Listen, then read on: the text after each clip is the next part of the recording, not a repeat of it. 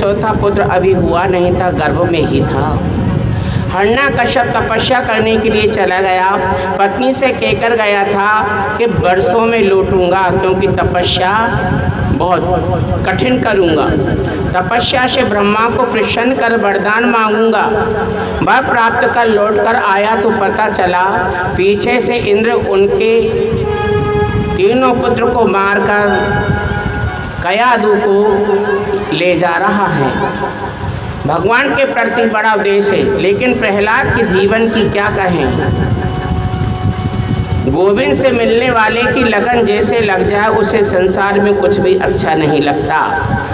परमात्मा से मिलने की तड़प भक्ति उसके मन में जागृत हो जाती है।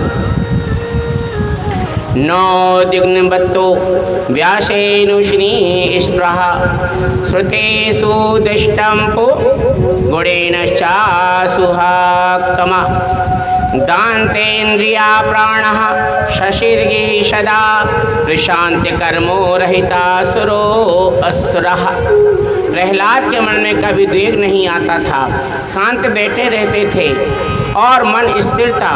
कभी कभी प्रहलाद रोने रोने भी लग जाते थे और रोते रोते हंसने भी लगते थे। कयादु को इंद्र ले जा रहा था, नारद जी ने रोका। नारद जी ने कयादु की रक्षा की और कयादु के गर्भ में जो बालक था नारद जी ने के यहाँ रखकर उनको बहुत अच्छी अच्छी बातें ज्ञानों का उपदेश दिया। तो प्रहलाद जी का जन्म हुआ और प्रहलाद जी का जैसे ही जन्म हुआ था तो प्रहलाद जी तो भजन करते थे। बड़े होकर थोड़े श्री कृष्ण गोविंद हरे मुरारी, हे नाथ नारायण वासुदेवा।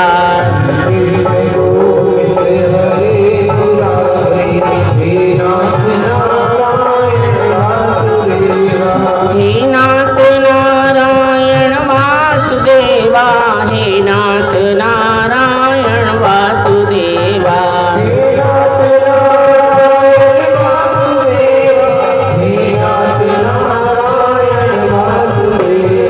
श्री कृष्ण गोविंद हरे मुरारी, हे नाथ नारायण वासुदेवा।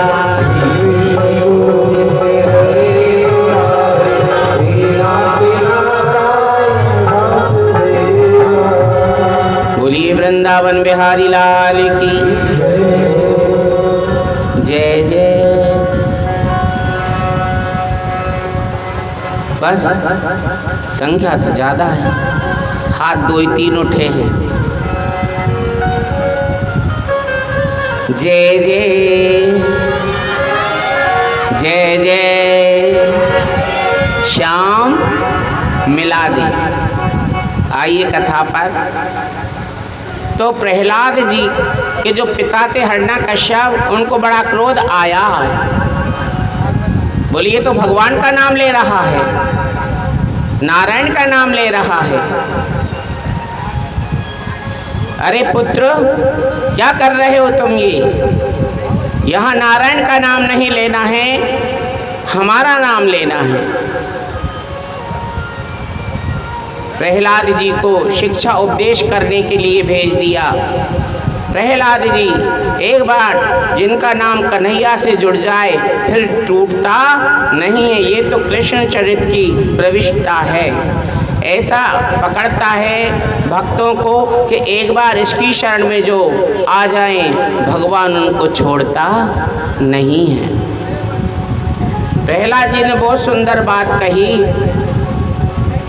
श्रवणम कीर्तनम विष्णु स्मरणम पाद सेवनम अर्चनम वंदनम दास्यम साक्षात्मने निवेदनम। पिताजी मैंने तो यही जीवन में समझा है कि नारायण के चरणों में भक्ति करना और नवदा भक्ति करना चाहिए। पहली भक्ति श्रवणम, गोविंद की कथा का श्रवण करना। दूसरा लक्षण है कीर्तन करना, भगवान के नाम का कीर्तन करना। तीसरी भक्ति है स्मरणम, भगवान का ध्यान करना, सुमरना। इस प्रकार एक एक भक्ति के बारे में प्रहलाद जी ने बताया। लेकिन हिरण्यकश्यप को क्रोध आ गया और उसने गुरु को बुलाया, सांडमाल्य गुरु को बुलाया और कहा, इनको कैसी शिक्षा दे रहे हो आप? इनको शिक्षा अच्छे से ग्रहण कराइए। जे नारायण नारायणी जपता रहता है। और सूक्ष्म रूप में कथा सांडिल मार्ग जो उनके गुरु थे बहुत समझाते थे, लेकिन प्रहलाद जी क्या करते थे, गुरुकुल में गुरुजी की आज्ञा तो मानते थे। गुरुजी कहते थे खड़े हो तो खड़े हो जाते थे, गुरुजी कहें बैठो तो बैठ जाते थे। तो गुरुजी कहें कि अब स्मरण करो तो वो उनके पिताजी का स्मरण कराते थे भगवान की जगह। लेकिन प्रहलाद जी आंख बंद करके नारायण का ध्यान करते थे। फिर तो प्रहलाद जी के मित्र बन गए। पाठशाला में प्रहलाद जी के मित्र बन गए। जैसे आप लोग स्कूल जाते हो या जाती हो तो आपकी सहेलियां और आपके दोस्त नहीं बन जाते हैं ना। इसी प्रकार प्रहलाद जी के मित्र बन गए। लेकिन प्रहलाद जी के मित्र जो बने तो प्रहलाद जी ने उनको ऐसा ही संगत करवाई कि आओ हम लोग बैठते हैं और भगवान का भजन करते हैं। तो सारी मंडली बैठी हुई है और उन्होंने एक स्लेट बत्ती होती है ना, स्लेट बत्ती, स्लेट पर लिख दिया श्री हरि। श्री हरि लिखकर एक वृक्ष के बड़ के पेड़ के नीचे, जैसे सामने वृक्ष है इसी के पास रख दिया और सारी मंडली इसी प्रकार बैठी है और हरि का ध्यान करती है और कहती है जय जय नारायण नारायण हरि हरि, स्वामी नारायण नारायण हरि हरि, तेरी लीला जग में न्यारी न्यारी हरि हरि।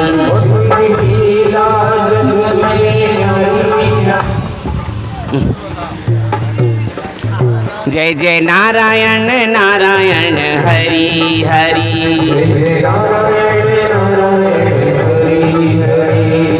अलख निरंजन भव भय भंजन, जन्म निरंजन दाता।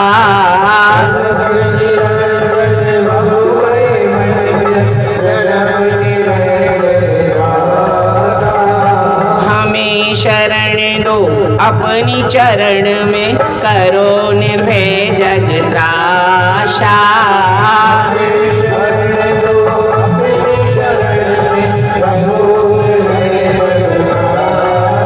मैं तुम पर जाऊं बारी बारी हरि हरि, मैं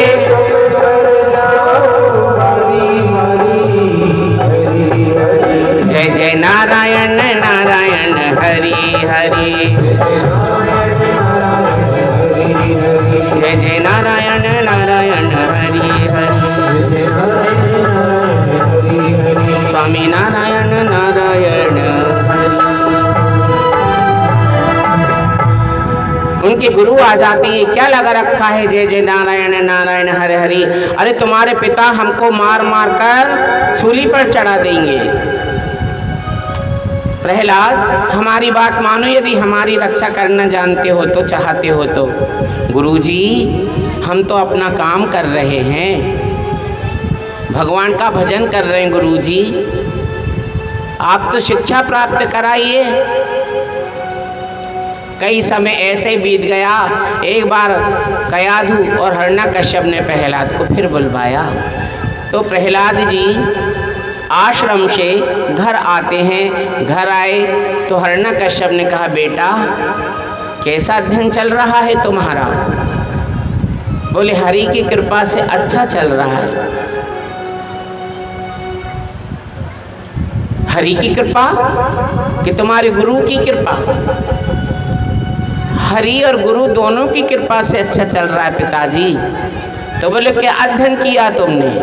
फिर उन्होंने भगवान की अच्छी अच्छी लीलाएं, अच्छी अच्छी कथा, भक्ति के मार्ग की ही बातें करी। हिरण्यकश्यप को फिर क्रोध आ जाता है। तो हिरण्यकश्यप ने कई बार प्रहलाद जी को एक बार पर्वत से नीचे धकेलवा दिया। कौन पिता होगा ऐसा? बताओ आप, कौन पिता होगा जो अपने पुत्र को मरवाने की इच्छा रखता है? बोले पर्वत से नीचे गिरा दो, पहाड़ से नीचे गिरा दिया। प्रहलाद जी ने भगवान का स्मरण किया, गोविंद ने आकर रक्षा करी। फिर एक बार जल में डुबो दिया गया, फिर वहां आकर गोविंद ने रक्षा करी। तपता हुआ खंबा, लाल सुरख खम्भे से प्रहलाद को सटाया गया, माने चिपकाया गया। प्रहलाद जी ने हरि का स्मरण किया तो वो खम्भा शीतल हो गया। कई यातनाएं दी। एक बार तो माता कयाधु से बोल दिया कि कयाधु तुम अपने पुत्र को दूध में विष मिलाकर पिला दो। अब आप बताइए, बहुत सूक्ष्म रूप में कथा, दूध में विष मिलाकर पिला दो। कौन माँ होगी जो अपने पुत्र को विष दे देगी? बताओ, कोई माँ नहीं है ना।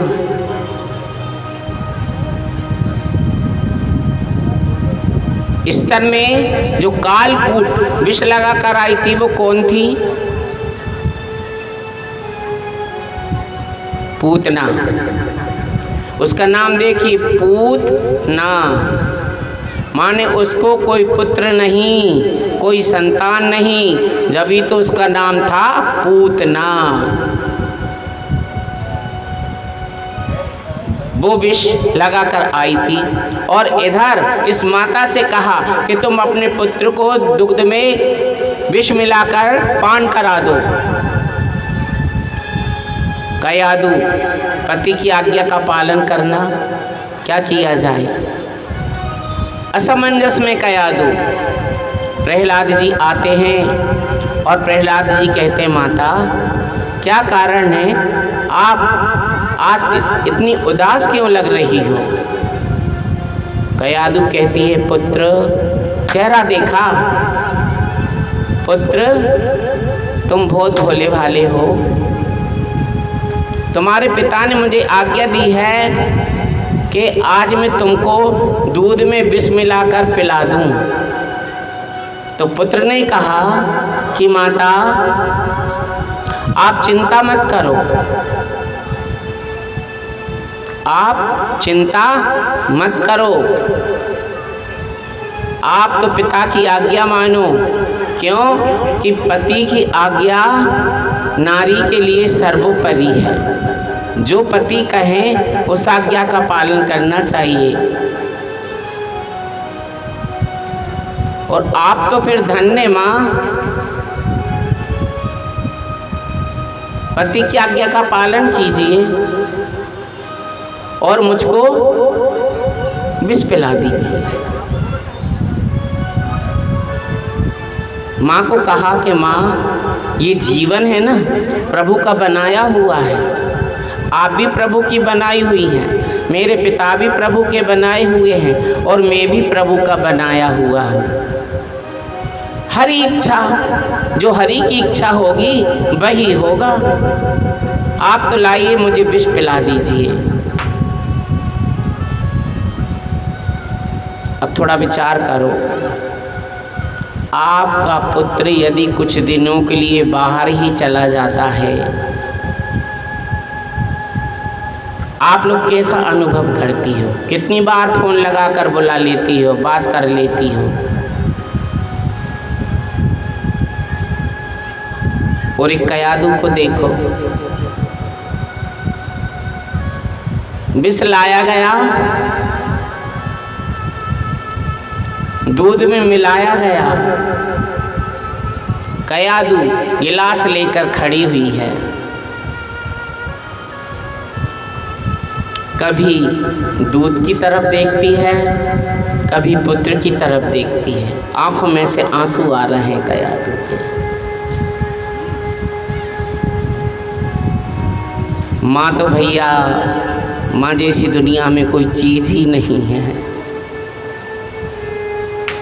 माँ जैसी दुनिया में कोई चीज़ नहीं है। धन्य हैं वो लोग जो माँ हैं, उनकी सेवा करना मेरे भाइयों। माता पिता जिनके हैं उनकी सेवा करना। जिस दिन माता पिता नहीं होंगे उस दिन आपको याद आएंगे वो माता पिता। अभी तो आप क्या पता उनको कैसे रखते हो, लेकिन मैं तो यही कहूँगा कि यदि आपके माता पिता हैं तो उनको भगवान स्वरूप मानना और उनकी सेवा ही करना। माता पिता यदि आशीर्वाद दे देंगे ना तो आपके जीवन में कभी दुख आएगा ही नहीं। यदि माता पिता ने आपको आशीर्वाद दे दिया तो इसलिए आप नारियां जो है अपने माता पिता को छोड़कर पराए घर आती हो, दूसरे के घर आती हो और अपने सास ससुर को ही माता पिता समान समझती हो, उनकी सेवा करती हो। गरम गरम रोटी, गरम गरम सब्जी, पैर चरण दबाना, उनकी सेवा करना। धन्य हैं आप लोग। तो मैं एक बात और कहूँगा, जो हमारी माताएं हैं, देखिए हम पराई बेटी को लाते हैं, पराई बेटी को अपने घर में ढालते हैं। तो पराई बेटी को इस प्रकार ढालना घर में कि जिस प्रकार आपने अपनी बेटी को ढाला है। बेटी और बहू में अंतर समझोगे ना तो फिर वो घर तो फिर जिस प्रकार आप अपनी बेटी से व्यवहार करते हो उसी प्रकार अपनी बहुओं से व्यवहार करो। और बहुओं से भी कहूँगा, जिस प्रकार आप अपने मायके के माता पिता का ध्यान रखती थीं, आप अपने माता पिता की आज्ञा का पालन करती थीं। पिताजी जब आते थे तो आप भर के गिलास ले आती थी कि पिताजी पानी पी लो। इसी प्रकार आपकी सासू माँ या ससुर पिता कहीं से भी आए, आप उनको प्रेम से जल दें, भोजन कराएं, वातावरण बहुत अच्छे से बात करें। और मैं उन सासुओं से भी कहूँगा कि जिसके घर में बहू है, बेटी तो पराई हो जाती है, बेटी तो दूसरे घर चली जाती है। तो जो बहू है उसे ही अपनी बेटी माने। बेटी बनाकर रखोगे तो वो बहू भी आपको माता के समान रखेगी, वो बहू भी आपको पिता के समान रखेगी। अच्छा, आप इतने बुजुर्ग लोग बैठे हो, मेरी बात का बुरा नहीं मानना, जो भागवत का प्रसंग है, भागवत यही सिखा रहा है। आपने आज तक अपनी बहुओं को कभी ये कहा कि तुम भोजन कर लो? कहते तो होगे, लेकिन क्या कह देते होगे, पहले पूरा घर खा जाओ उसके बाद खाना तुम।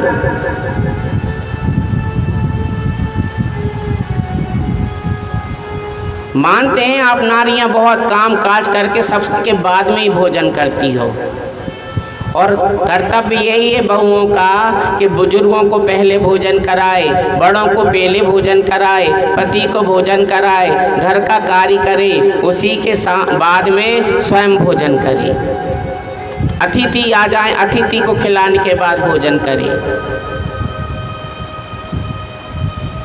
लेकिन कभी कभी आप लोग खाने बैठो ना तो अपनी बहुओं से भी हाथ पकड़ लिया करे कि आओ बेटा, आज हम दो ही साथ बैठ के खाएं, दो थाली लगा लो, आ जाओ। यदि आप ऐसा कह दोगी तो वो बहू है ना प्रसन्न चित्त हो जाएगी और कहेगी, हाँ सासू माँ पहले तो या आप खा लो, मैं बाद में खा लूँगी, या वो बहू भी समझदार होगी कि मैं और सासू दोनों बैठ के खाएं तो प्रेम भी बना रहे और बढ़िया दोनों जने भोजन करें। तो घर ऐसे चलता है,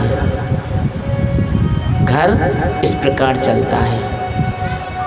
तो कयादू जो थी कभी दूध की तरफ देखती थी, कभी अपने पुत्र प्रहलाद की तरफ देखती थी। प्रहलाद खड़े देख रहे हैं, माँ से कह रहे हैं, माँ आप रो क्यों रही हो? हरि पर तो विश्वास रखो, भगवान पर तो विश्वास रखो।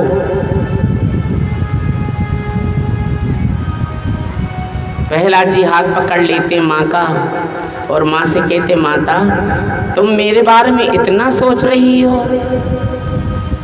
कहते हैं श्री राधे, श्री राधे कहते हैं, तू कितनी भोली है, भूल तो से कभी हो नहीं सकती, हाँ हुई होगी मुझसे कोई गलती, जब भी जन्म दुनिया में मैं बस तुझे माँ कह के बुला, तेरा आंचल क्या है माँ, मेरी ममता की छाया है। ओ माँ,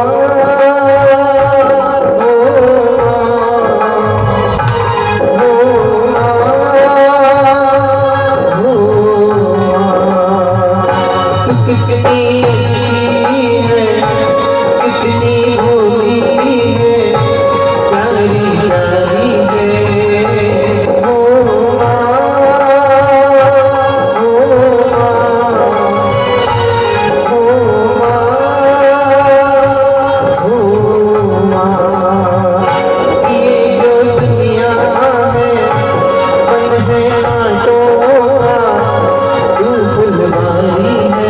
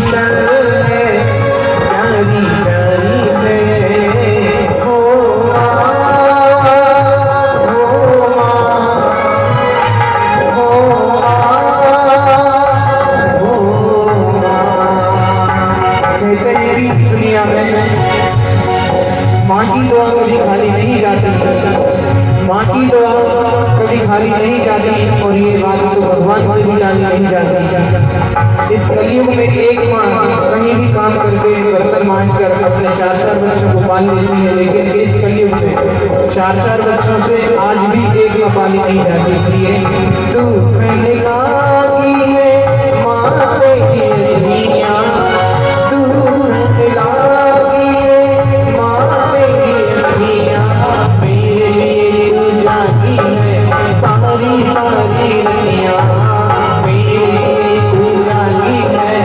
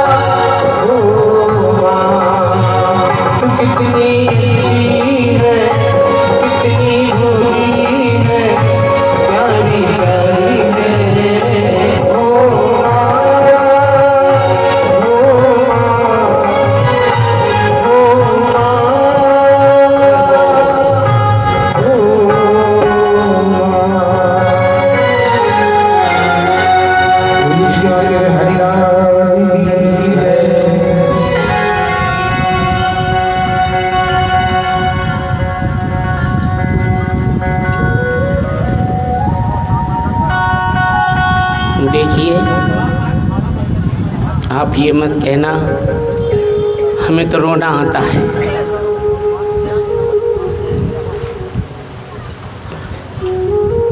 इसलिए आता है कि जब हमारे माँ पिता थे तब हम कुछ नहीं थे, ना हम उनके लिए कुछ कर पाए। आज हमारे माता पिता होते और इस प्रकार जब हमको देखते उन्हें गर्व तो होता। इसलिए मैं कहता हूँ कि जिनके माता पिता हैं उनको दुख मत देना, क्योंकि जिस दिन माता पिता चले जाते हैं उसके बाद उनकी याद आती है।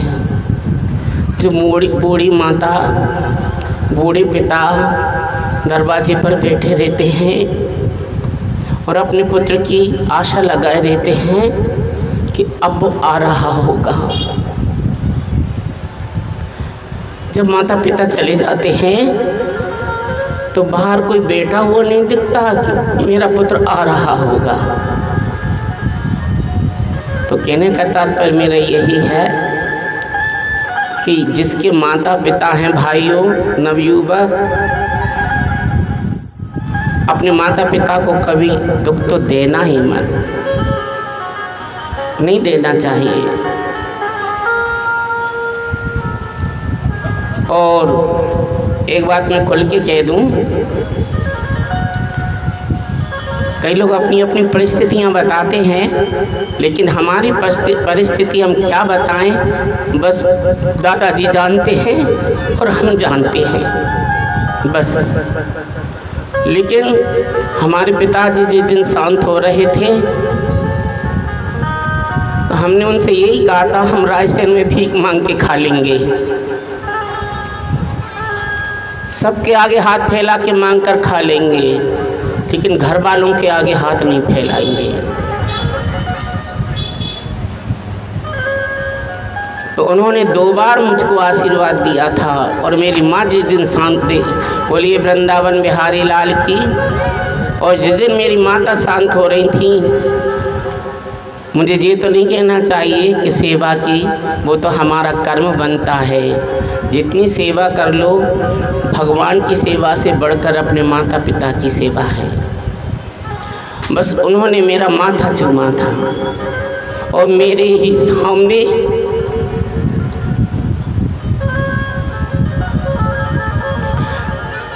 तो तात्पर्य यही है कि माँ देखो कयादू जैसी, कोई माँ ऐसी नहीं हो सकती कि अपने पुत्र को विष पिला दे, लेकिन कयादू कभी गिलास को देखती है, दूध को, और कभी प्रहलाद का चेहरा देखती है। प्रहलाद ने कहा, माँ आप चिंता मत करो, हरि पर विश्वास रखो, बस विश्वास होना चाहिए, श्रद्धा होना चाहिए। लाओ माँ दूध का गिलास दीजिए। कयादू कस के गिलास पकड़े हुए हैं। प्रहलाद ने गिलास लिया और कहा, हे हरि, मैं दूध पी रहा हूँ, लेकिन मेरी माँ को कोई दोष ना लगे। क्यों? कि मेरी माँ अपने पति के कहने पर मुझको दुग्ध पान करा रही है, विष पिला रही है। मेरी माँ की रक्षा करना भगवान, और मेरी माँ को कोई द्वेष ना लगे। और उन्होंने गिलास पी लिया हरि का नाम लेकर। लेकिन जैसे मीराबाई विष का प्याला पी गई थी, राणा जी ने भेजा था, उसी प्रकार भगवान का नाम लिया था तो प्याले में कन्हैया की तस्वीर नजर आई। प्याले में कन्हैया की तस्वीर नजर आई और मीराबाई ने प्याला जहर का पी लिया। क्या मीराबाई मर गई थी? क्या मृत्यु हो गई थी? क्या नहीं। क्यों? कि वो विष भी अमृत तुल्य हो गया था, अमृत बन गया था। इधर ये विष भी जब प्रहलाद ने पिया तो वो विष तो था, लेकिन अमृत बन गया था। प्रहलाद की ऐसे रक्षा हुई। अब प्रहलाद की एक भुआ थी, तो भुआ अपने बच्चों की तो बहुत प्यारी होती है ना। जैसे भुआ घर में आती है तो भतीजे बड़े प्रसन्न होते हैं कि हमारी भुआ आ रही हैं, हमारी भुआ आ रही हैं, हमारी भुआ आ रही हैं। भुआ को बुलवाया, भुआ आ गई और हिरण्यकश्यप ने कहा, बहन तुमने जो तपस्या करी थी और तुमको वरदान में जो वस्त्र मिला था वो वस्त्र ओढ़कर तुम अग्नि में बैठ जाना और प्रहलाद को गोद में बिठा लेना, तुम बच जाओगी और प्रहलाद अंत हो जाएगा। क्यों कि ये मेरी बात नहीं मानता, यहाँ देखो हरि, यहाँ देखो हरि, यहाँ देखो नारायण, यहाँ देखो नारायण। तो बोले इसको जीवित रहना चाहिए, मेरा शत्रु है। हिरण्यकश्यप प्रजा को भी दुख देता था, तो प्रजा जो है चुपचाप भगवान का भजन करती थी।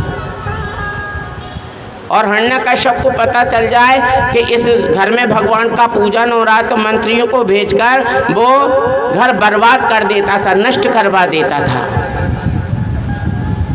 हिरण्यकश्यप की बहन का नाम था डूंडा। क्या नाम था? होलिका। होलिका तो बाद में नाम हुआ है, लेकिन पहले नाम था डूंडा, क्योंकि आप लोग फाल्गुन मास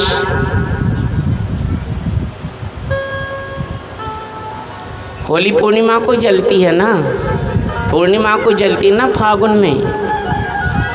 पूर्णिमा के दिन होली माने लकड़ियों को इकट्ठा किया और डूंडा को बिठाला गया और डूंडा को बिठाला। डूंडा ने वो चुनरी ओढ़कर बैठी थी और प्रहलाद को गोद में बिठा लिया था। वो रात पूर्णिमा की थी।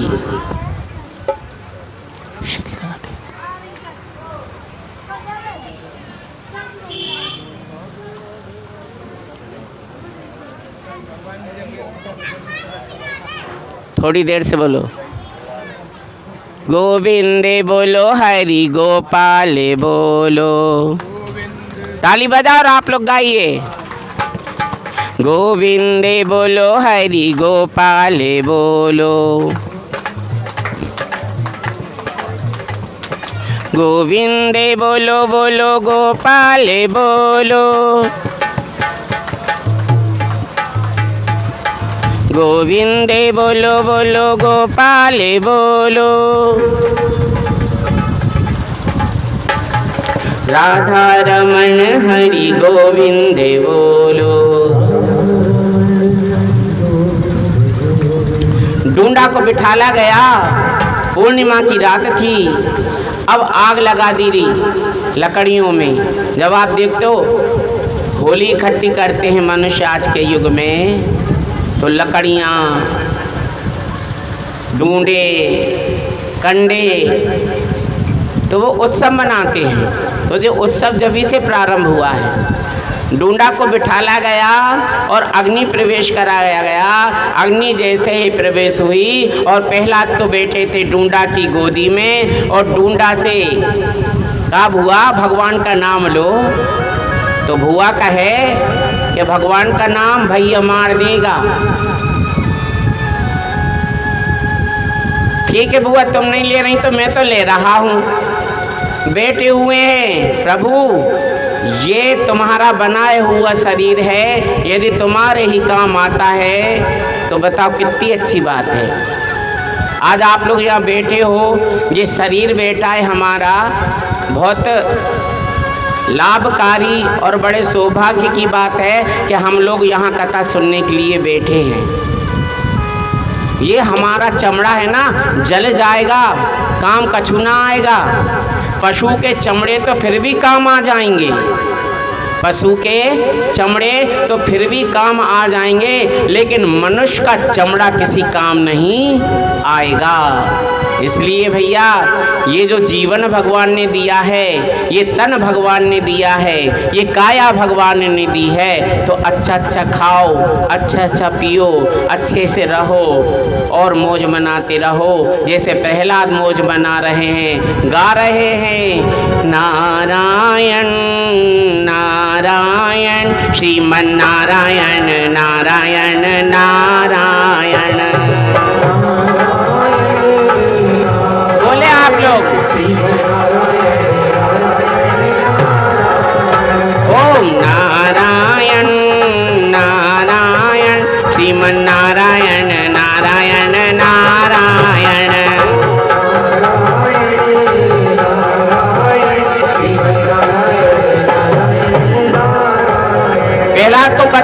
के आज मैं जल रहा हूँ, क्योंकि चुनरी भुआ ओढ़े, ये पता नहीं था कि वो चुनरी मेरे ऊपर आके डल जाएगी।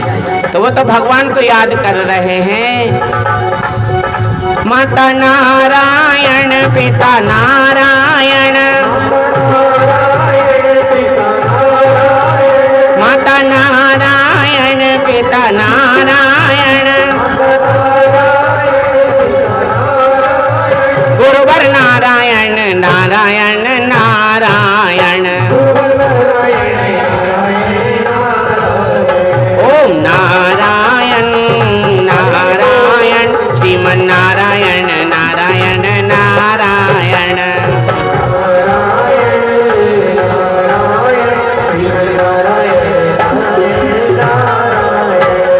लकड़ियां जल रही हैं, अग्नि बहुत जोर से जल रही है। अग्नि की आंच इतने एरिया से ज्यादा एरिया में लग रही है। जब प्रहलाद ने भगवान का स्मरण किया, भगवान को याद किया, तो भगवान की लीला देखिए। जो चूनर डूंडा के सर पर डली हुई थी, वो चूनर आकर सरक गई और प्रहलाद जी उससे ढक गए। तो भैया डूंडा तो जल गई और प्रहलाद जी बच गए। जब अग्नि शांत हुई तो वहां के लोगों ने देखा, हिरण्यकश्यप ने भी देखा कि ये क्या हो गया, डूंडा जल गई, लकड़ियां जल गई। बोले क्या किया जाए। और ये प्रहलाद तो देखो इतनी जलती हुई अग्नि में के साथ बैठा है और भगवान का भजन कर रहा है। तो ये भी प्रभु की लीला थी। प्रहलाद उससे भी बच गए। उस दिन से उस त्योहार का नाम पड़ गया होलिका। होलिका दहन, होली लकड़ियों में आग लगा जाए, होलिका दहन नाम पड़ गया उसका। प्रहलाद जी आते हैं, माता कयादू के गले लग जाते हैं और माता कयादू रोती है और अपने पुत्र का मुख चूमती है, बार बार उनको आलिंगन करती है। बोलिए वृंदावन बिहारी लाल की। ऐसे प्रहलाद की रक्षा करी। एक दिन तो क्या होता है, हिरण्यकश्यप ने प्रहलाद जी को बुला लिया और प्रहलाद से कहा, ए प्रहलाद इधर आ। बहुत नारायण नारायण जपता है, बहुत भगवान भगवान करता है, बहुत हरि हरि करता है। कहाँ है तेरा ईश्वर जिसे तू ईश्वर कहता है। ईश्वर, ईश माने सबसे बड़ा, ईश्वर कहाँ है। प्रहलाद बोले पिताजी कहाँ नहीं है, मुझ में है, तुम में है, उनमें है, जितने लोग बैठे हैं इनमें है, क्योंकि सभा भी बैठी थी ना, इनमें है, सब में है। बोले हाँ सब में है। ये जो खम्मा लगा हुआ है ना, इस समय इसमें भी है। ये जो पर्दे लगे हुए हैं ना, इसमें भी है। ये जो मशीन बज रही है ना, और जो बजाने वाले, इनमें भी है। ईश्वर सब में है।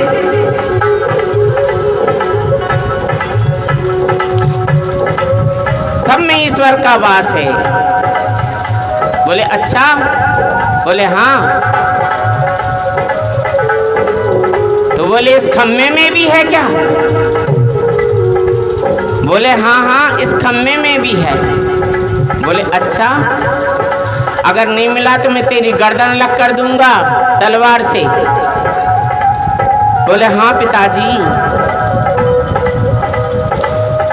हिरण्यकश्यप ने गदा उठाया और गदा से खम्मे पर प्रहार किया और प्रहलाद ने मन ही मन स्मरण किया, हे हे ईश, आज मेरी नहीं, जिस प्रकार द्रौपदी ने पुकारा था, मेरी लाज नहीं जा रही है गोविंद। लाज यदि आज मेरा वस्त्र उतर गया तो लाज मेरी नहीं तुम्हारी जाएगी। तो जो भगवान के भक्त होते हैं ना, भगवान उन पर कृपा बनाए रखते हैं, अपने भक्तों का अपमान नहीं सह सकते। द्रौपदी का अपमान हो रहा था, बेइज्जती हो रही थी, लाज जा रही थी, लेकिन गोविंद को याद किया। द्रौपदी ने, भगवान साहब नंगे पैर गरुड़ पर सवार होकर चले आए और द्रौपदी की लाज बचा ली भगवान ने। इधर प्रहलाद ने भी विनती करी कि हे गोविंद, हे ईश्वर, हे हरि, आज आपका भक्त पुकार रहा है, नहीं तो आज तो पिता का और मेरा सामना है, पिता मुझे छोड़ेंगे नहीं। ये मेरी लाज नहीं जाएगी, आपके नाम की लाज जाएगी। आप नहीं आए तो आप बदनाम हो जाओगे, आप बदनाम हो जाओगे कि एक भक्त पुकारा और आप नहीं आए। प्रभु समझ लेना, ये आज आपकी परीक्षा का दिन है।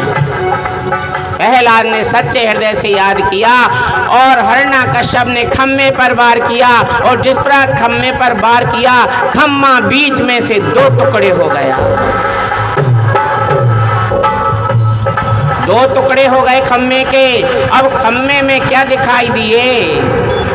निकलते चले आ रहे हैं।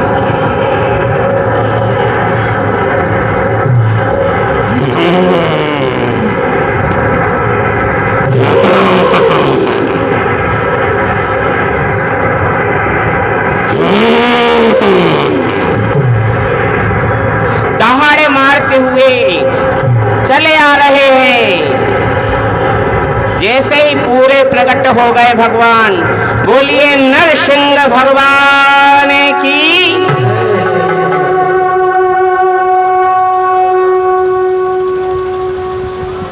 नरसिंह भगवान प्रकट हो गए और जितनी भी सभा बैठी हुई थी, जितने भी कयादू और भी देवता, सब लोग देख रहे हैं।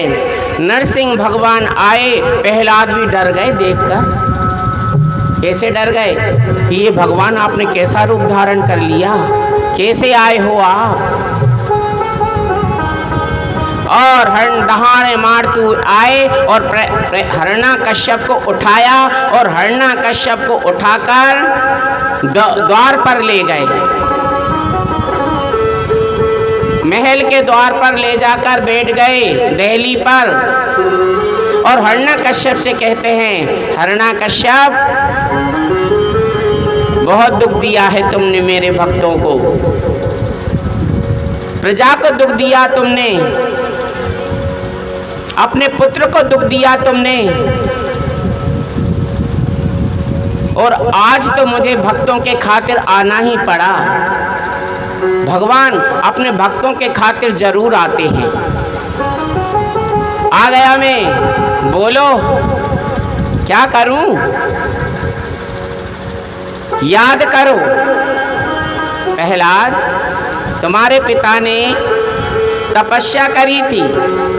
तपस्या करते करते इनको अहम आ गया था। क्यों? कि इन्होंने वरदान मांग लिए थे ब्रह्मा जी से। याद करो तुमने क्या मांगा था।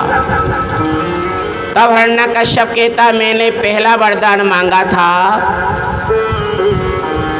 कि जब मेरी मृत्यु हो तो ना मैं घर के बाहर मरूं और ना मैं घर के अंदर मरूं।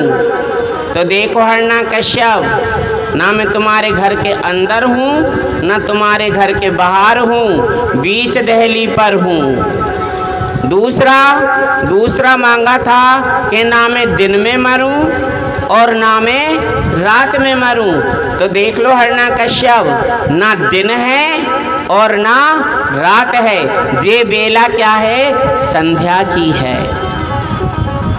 तीसरा बोले, तीसरा मांगा था ना मैं अस्त्र से मरूं और ना मैं शस्त्र से मरूं।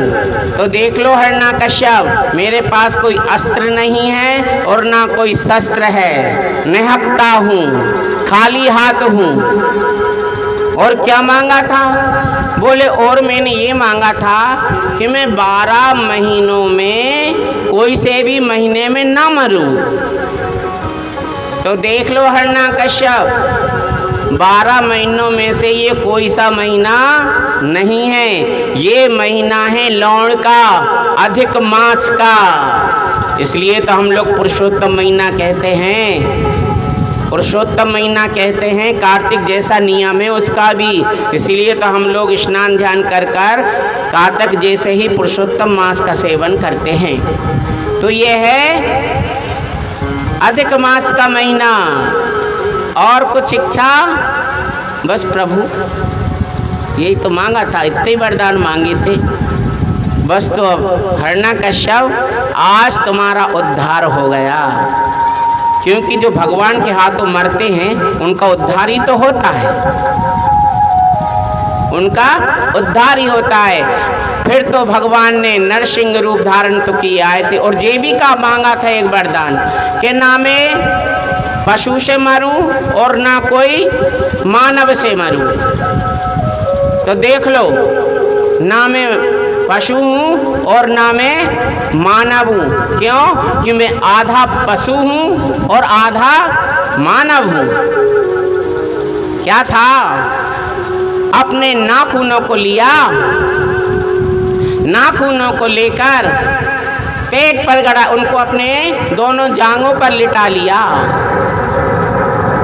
जांघों पर लिटाया और हाथों और नाखूनों से उनके अंतड़ियां को निकाल निकाल कर भगवान फेंक रहे हैं। ऐसे हिरण्यकश्यप का उद्धार किया। बोलिए वृंदावन बिहारी लाल की। हिरण्यकश्यप को मारने के बाद भी उनका क्रोध शांत नहीं हुआ, नरसिंह भगवान का क्रोध शांत नहीं हुआ। सारे देवता उनका रूप देखने के लिए आ गए, देवियां आ गईं, सब लोग खड़े हुए हैं, लेकिन किसी का भी साहस नहीं हो रहा है कि उनके पास जाकर क्षमा याचना मांग ले।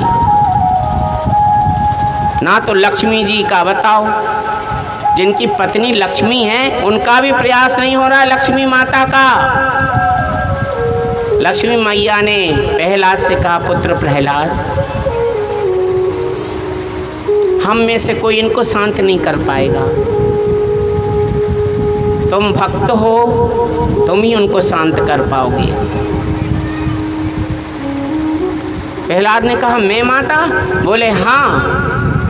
प्रहलाद जी धीरे धीरे जाते हैं, प्रणाम किया, प्रणाम कर कर धीरे से शांताकारं मुझे शयनम बतावं श्रीशं विश्वाधारं गणेशदृशं मेघवर्णं शुभांगं लक्ष्मीकान्तं कमलनयनं योगविज्ञानगम्यं वन्दे विष्णुं भवभयहरणं सर्वलोकैकनाथनाथं। तुमेव माता च पिता तुमेव बंधु च सखा तुमेव विद्याद्रविणं तुमेव शर्मं मम देव देवा। ओम शांति शांति शांति। प्रार्थना करी प्रहलाद जी ने,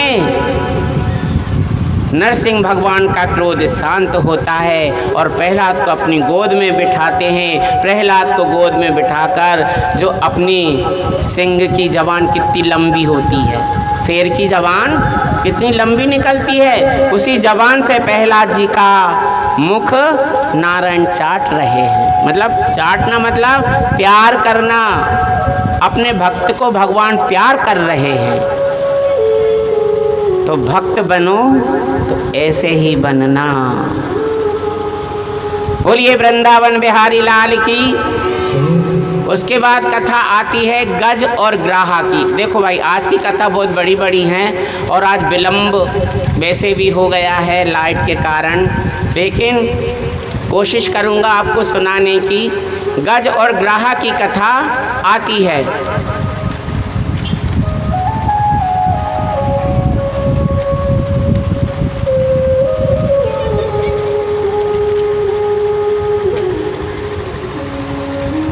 गज और ग्राहा। एक बार श्री सुखदेव जी कथा सुना रहे हैं और महाराज परीक्षित जी कथा सुन रहे हैं। तो परीक्षित जी ने कहा, भगवान याद, हम भगवान को याद नहीं करते ऐसी बात नहीं है, बहुत याद करते, लेकिन कब याद करते हैं? जब संकट आता है तो हम लोग भगवान को ज़्यादा याद करते हैं, और जब सुखी रहते हैं तो भगवान को कम याद करते हैं। दुख में सुमिरन सब करे, सुख में करे ना को। दुख में सुमिरन सब करे, दुख में करे ना को। जो सुख में सुमिरन करे तो दुख काहे को। हे रामा दुख काहे को।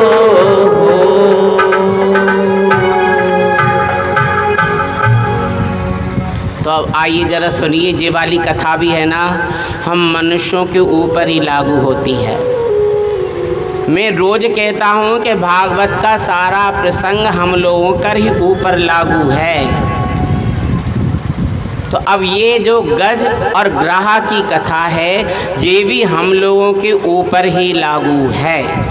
परमात्मा की याद करो, सुख में भी करो, दुख में भी करो, हर समय करो। क्यों कि एक कथा आती है, एक राजा थे,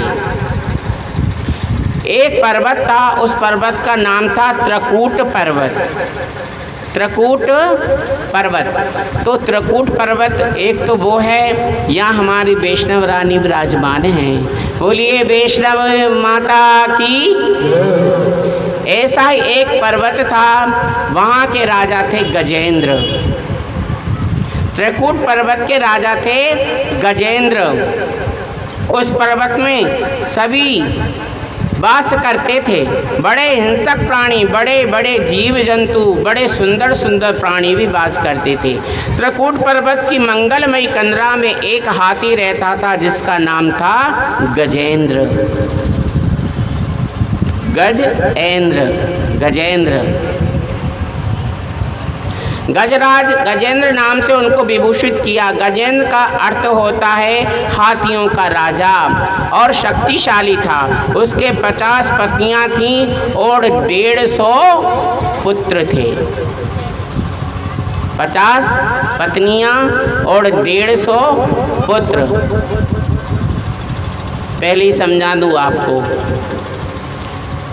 हम हैं कौन?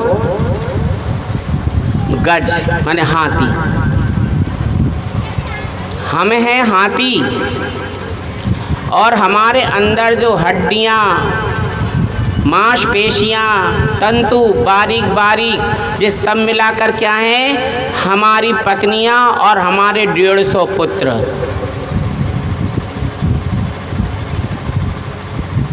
तो हमारा परिवार ये तैयार है। गजेंद्र महाराज निकले। गजेंद्र महाराज जब निकले तो और भी आजू बाजू के जो पशु थे खड़े हो जाते थे, क्योंकि राजा जो थे, राजा का स्वागत करना है, खड़े हो जाते थे। गजेंद्र महाराज एक बार मस्ती में क्या किया, अपने 50 पत्नियों को साथ लिया, 150 पुत्रों को साथ लिया और एक सरोवर में स्नान करने के लिए चले गए। समझने की बात है, ये भवसागर क्या है? सरोवर। और हम हैं गज। हमारी हड्डियाँ, मांसपेशियाँ, तंतु छोटे छोटे, वह हमारा परिवार, और हम अब इसमें व्यतीत हैं, कमाने में, खाने में, सोने में। किसी के बारे में कुछ सोचते ही नहीं है। और आजकल तो बस क्या सोचते हैं? अपना अपना। दूसरों के लिए सोचते ही नहीं हैं, अपना अपना सोचते हैं। तो गजराज महाराज जो है नहा रहे हैं और अपनी सूंड में जल भरते और मस्त होकर नहाते, और पत्नियों को भी डाल देते और पुत्रों को भी डाल देते जल। एक बार नहाते नहाते गजराज महाराज नहा रहे थे और एक ग्रह आया और उनका पैर पकड़ लिया और वो धीरे धीरे उनका पैर पकड़े हैं और गजराज महाराज मस्ती में हैं। कथा श्रवण करो भाई। ये गज कौन है? हम, और ग्राहा है काल। कौन है? काल। काल हमारा पैर पकड़े है और हम धीरे धीरे डूब रहे हैं। हम धीरे धीरे डूब रहे हैं, जिस प्रकार वो गज डूब रहा था। आधा डूब गया तो पहले तो उसने विचार किया, अरे होगा कोई छोटा सा कीड़ा मकोड़ा जो मेरा पैर पकड़े है, एक झटका दूंगा तो उधर चला जाएगा। मैं कहाँ शरीर वाला और वो कहाँ छोटा सा जो मेरा पैर पकड़े, एक ऐसे झटका दूंगा तो उधर जाके गिर जाएगा। लेकिन धीरे धीरे वो ग्राह ने पैर पकड़ा और नीचे की ओर ले जा रहा है। इसी प्रकार यदि हम लोग ना संभले तो डूबते चले जाएंगे। बोले क्या किया जाए? पुकारा, अरे मेरे बच्चों, मैं नीचे की ओर जा रहा हूँ, आओ मेरी रक्षा करो। तो जो उनके 150 बच्चे थे ना, वो पानी से बाहर निकल गए और जो उनकी 50 पत्नियां थी ना, वो पुकार रहे हैं, अरे तुम खड़ी हो, मुझे बचाओ, तो मैं नीचे चला जा रहा हूँ, डूबता चला जा रहा हूँ, बचाओ। वो पत्नियों ने भी साथ छोड़ दिया, वो भी बाहर आ गई। तो यही प्रकार है, जब हमारा अंत समय आता है तो ना तो हमारी पत्नियां काम आती हैं, ना बच्चे काम आते हैं, हम तड़पते रहते हैं और मर जाते हैं।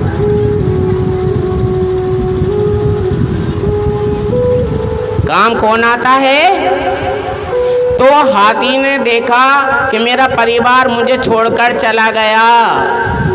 तो भाइयों, ये सत्य है, ये जो मोह माया है ना, देखने की है। कोई किसी का साथ नहीं देता, साथ देती नहीं ये किसी का, क्या भरोसा है इस जिंदगी का। इसलिए कहा क्या करूं मैं? अब हाथी तो पूरा डूबता चला गया और सूंड अकेली बची थी। हाथी को आंखें से दिख रहा था कि सूंड, एक कमल का पुष्प लगा हुआ है, मेरी सूंड अकेली बची है। तो वो कमल का पुष्प तोड़ा, कमल का पुष्प तोड़ा और कमल का पुष्प तोड़कर ऊपर की ओर कर दिया और कहा कि हे गोविंद, हे गोपाल, अब तो जीवन हारे।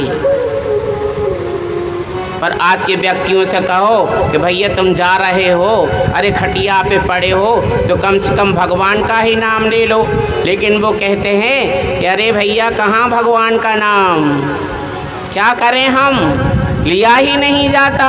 मोह माया में तो अटका हुआ है जीवन, प्राण तो मोह माया में अटके हुए हैं। तो हाथी पुकारता है, अंत समय प्रभु आना पड़ेगा, अंत समय प्रभु आना पड़ेगा, अंत समय प्रभु आना पड़ेगा, अंत समय प्रभु आना पड़ेगा। आए ना आए चाहे कुछ हमारा, आए ना आए चाहे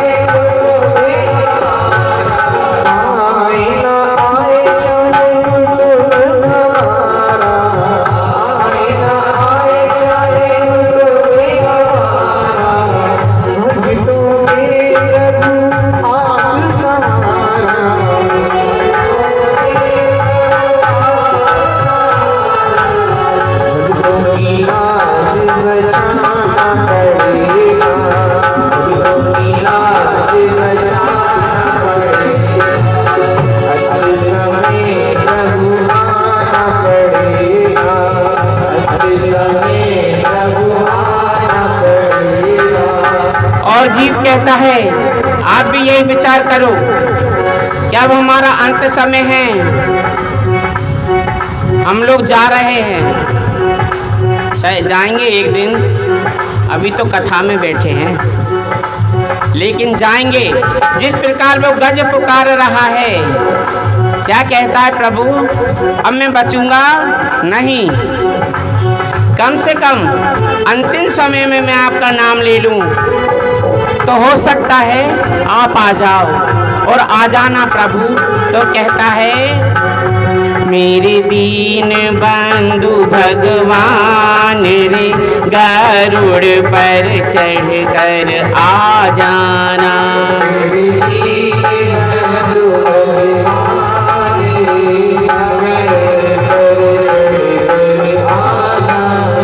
मेरे दीन बंधु भगवान रे, गरुड़ पर चढ़ कर आ जाना।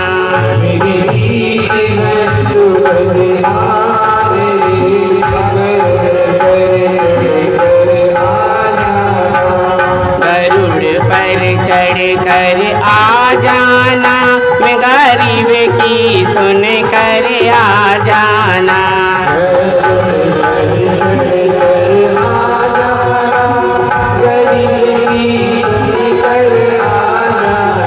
मेरे दीन बंधु भगवान रे, गरुड़ पर चढ़ कर आ जाना।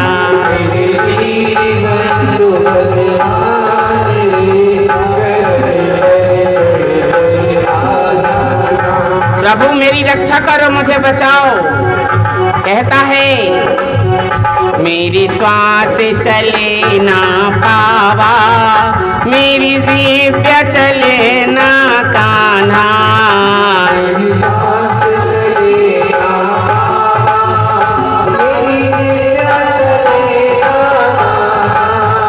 मेरा जीव चले भगवान, तो तुम शिव जी बन कर आ जाना। ताली बजाइए।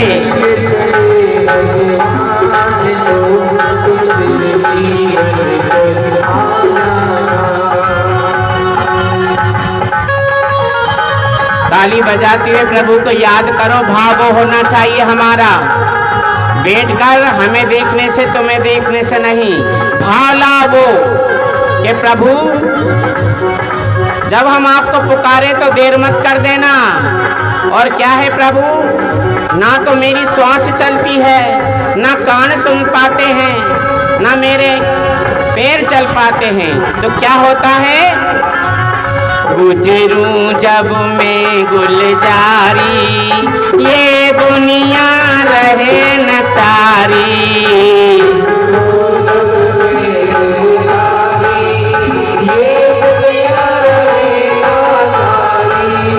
गुजरूं जब मैं गुरुदेव, तो तुम सतगुरु बन कर आ जाना।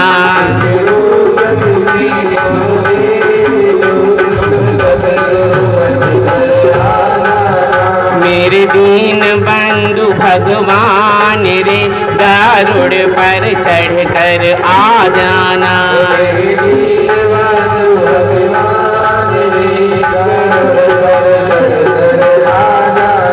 और क्या करना प्रभु, चलने की हो तैयारी, जब घोड़ा मिले न गाड़ी।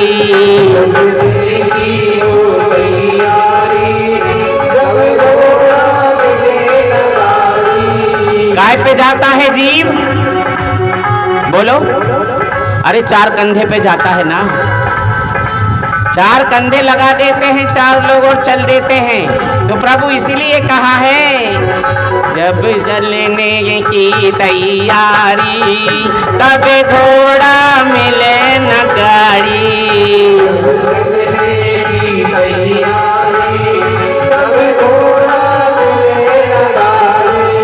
मेरी थैया छूटे भगवान, तो तुम नैया लेकर आ जाना।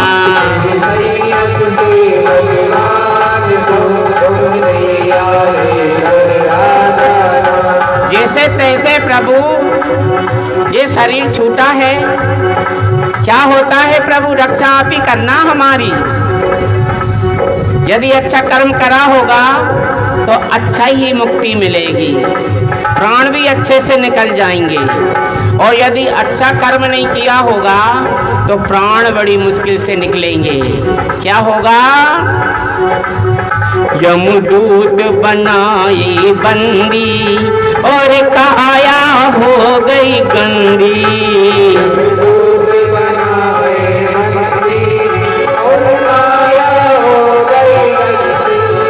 यमदूत बनाई बंदी और काया हो गई गंदी।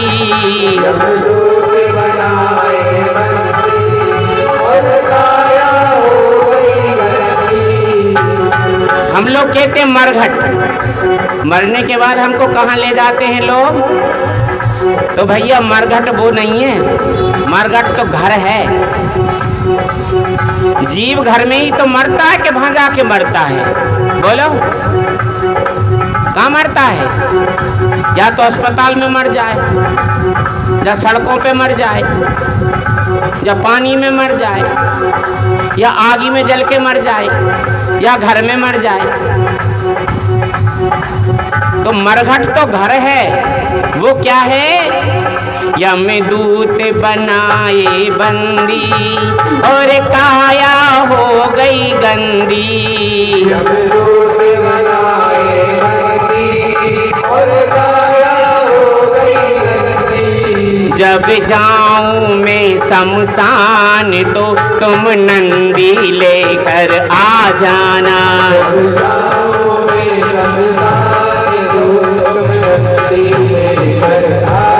और क्या होगा भाइयों, और क्या होगा माताओं? पता है क्या होगा?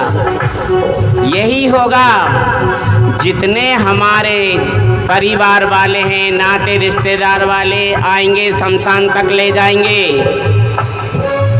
कोई पास न आने वाला जब तन में उठेगी ज्वाला।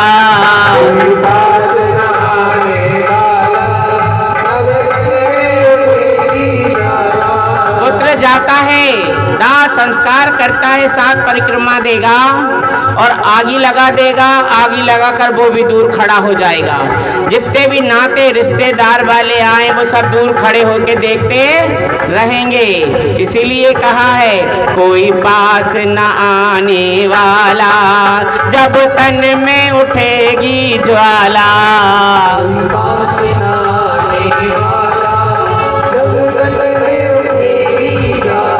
प्रभु हम यही कामना करते हैं, हम सब की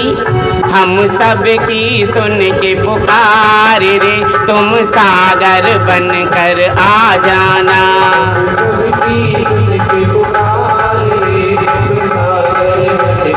आ जाना मेरे दीन बंधु भगवान रे, गरुड़ पर चढ़ कर आ जाना।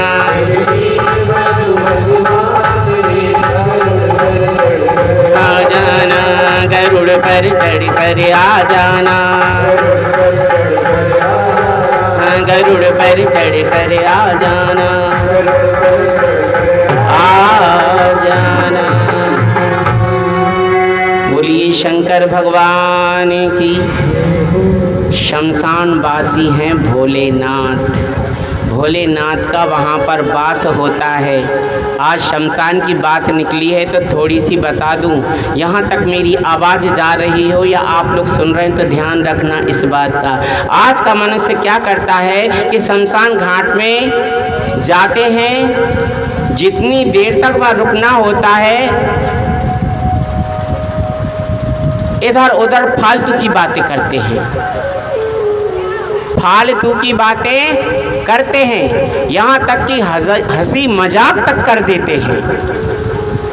वो शमशान घाट जो है, शमशान भोले बाबा का स्थान है, वहाँ भोले बाबा विराजमान रहते हैं। वहाँ जाकर कोई हंसी ठट्टा, कोई मजाकबाजी, कोई अनगरल बात ना करे।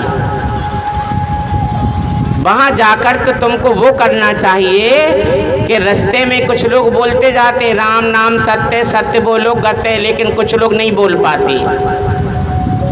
बातें करते चले जाते हैं।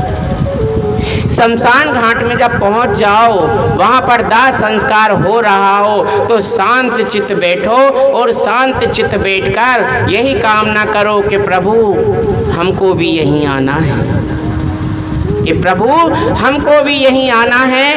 और जब हम आए तो आज हम किसी की हंसी ठट्टा मजाक या कुछ ना करें, ना बुराई करें घर वालों की, कह रहे इन्होंने ऐसा नहीं किया तो वैसा कर दिया, तो इन्होंने ऐसा नहीं किया। कुछ नहीं, क्या करना है तुमको? ओम नमः शिवाय, ओम नमः शिवाय, ओम नमः शिवाय, ओम नमः शिवाय। शिव जी का जाप करना है, क्योंकि उस समय शिव जी विराजमान है वहाँ। ध्यान रखना, आज से आप लोग सभी वहाँ जाकर हंसी मजाक, हंसी ठट्टा, फालतू की बात नहीं, बस दाह संस्कार करने आए। अरे उसकी आत्मा की शांति के लिए भगवान से मांगो कि प्रभु ये जीव जा रहा है, अब इसने अपने जीवन में कर्म यदि किए हैं तो आप उसका फल इसको प्राप्त कराना। लेकिन हम तो यही कामना करते हैं हर जीव के लिए कि भगवान इसको अच्छा स्थान प्राप्त कराना, इसकी आत्मा को शांति प्राप्त कराना, कोई कष्ट ना हो, ये कामना करना चाहिए। इस प्रकार गज महाराज जी को भगवान ने ग्राह और गज, भगवान गरुड़ पर चढ़कर आए, भगवान गरुड़ पर चढ़कर आए और अपने चक्र सुदर्शन से ग्राह का उद्धार किया और गज का उद्धार भी किया। तो ये गज और ग्राह पूरे जन्म में हूँ और हो नाम के भाई थे ये। तो ये पूजा पाठ करते थे, पूजा पाठ करते थे। तो पूजा पाठ में इनको जो धन मिलता था, क्या मिलता था? धन मिलता था। तो ये आधा आधा बांटते थे, लेकिन एक भाई इनसे बेईमानी कर लेता था, एक भाई इनसे बेईमानी कर लेता था, ज़्यादा धन ले लेता था, इनको कम दिया करता था। तो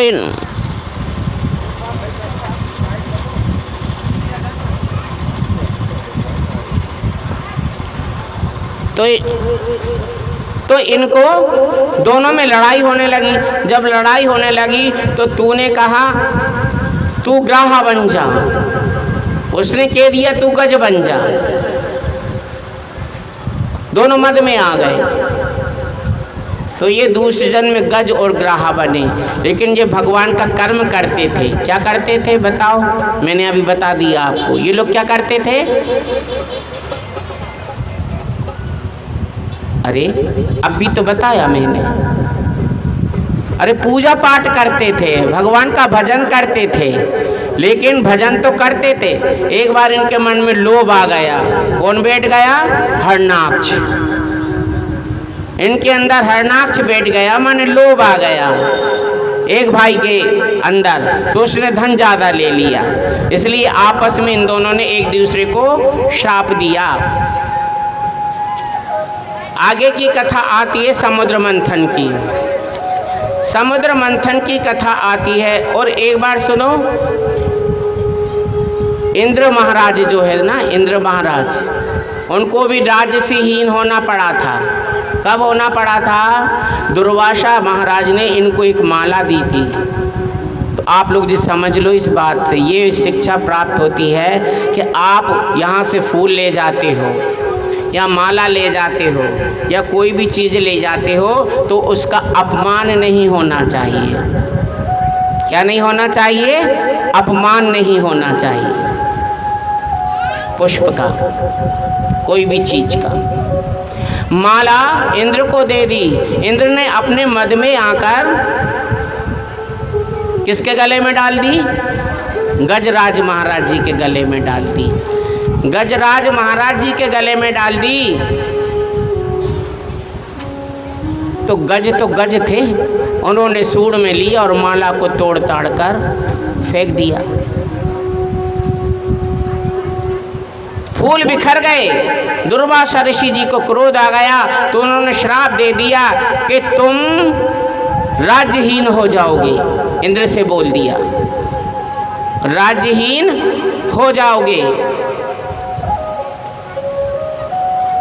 इसी प्रकार एक बार गरुड़ महाराज जी को मद आ गया। गरुड़ जी को गरुड़ जी ने विचार किया कि बता मैं इतना बड़ा हूँ कि भगवान मेरे बिगर कहीं जाते ही नहीं हैं, मुझ पर सवार होकर जाते हैं।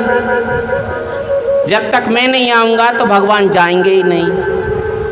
ऐसा मद आ गया गरुड़ को। तो भगवान ने कहा गरुड़ महाराज जी क्या सोच रहे हो? कुछ नहीं भगवान, कुछ नहीं, कुछ नहीं। तो उन्होंने भगवान ने अपनी कनिष्ठ का उंगली, ये छिंगली जो रहती है ना, छिंगली गरुड़ जी की पीठ पर इस प्रकार रख दी, इस प्रकार। और कहा गरुड़ जी अब चलो उड़ो। तो गरुड़ जी भई के भई पंख फड़फड़ाएं और रह जाएं। अरे गरुड़ जी ताकत लगाओ ना। गरुड़ जी फिर जोर से पंख फड़फड़ाएं और रह जाए। भगवान ने कहा क्यों गरुड़ जी, क्या बात है? तुम तो हमारा भार ढोते हो। जहाँ तक कि हम अकेले नहीं, कभी कभी लक्ष्मी जी को बिठाल कर ले जाते हैं तुम्हारे ऊपर, तो तुम हम दोनों का भार ढोते हो। आज तुम ये छिंगली का भार नहीं ढो पा रहे, उड़ नहीं पा रहे। गरुड़ जी ने भगवान से क्षमा मांगी कि प्रभु मुझे क्षमा कर दो, प्रभु मुझे क्षमा कर दो, क्योंकि मुझे मद आ गया था। तो भगवान कहते हैं गरुड़ जी ये सृष्टि मेरी बनाई हुई है, तुम भी मेरे बनाए हुए हो।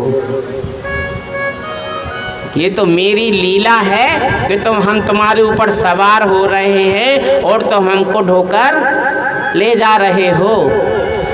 मान लो गरुड़ जी हम तुमको शक्ति ना दें, कैसे उड़ लोगे तुम? विचार करो, यदि भगवान हमारे को शक्ति ना दे, थोड़ी ताकत ना दे, तो हम चल फिर लेंगे क्या? कमा लेंगे क्या? खा पी लेंगे क्या? कुछ नहीं कर पाएंगे। तो आइए, इसलिए भगवान दुर्वासा जी ने क्रोध करके कह दिया तुम राज्यहीन हो जाओगे। अब कथा आती है, दैत्य लोग सम्राट बन गए क्योंकि इंद्र का राज छिन गया। दैत्यों ने आकर अपना राजाधिपति बनकर बैठ गए। वासु अब इनमें युद्ध होने लगा। जब युद्ध होने लगा तो बोले क्या किया जाए? बोले समुद्र मंथन किया जाए।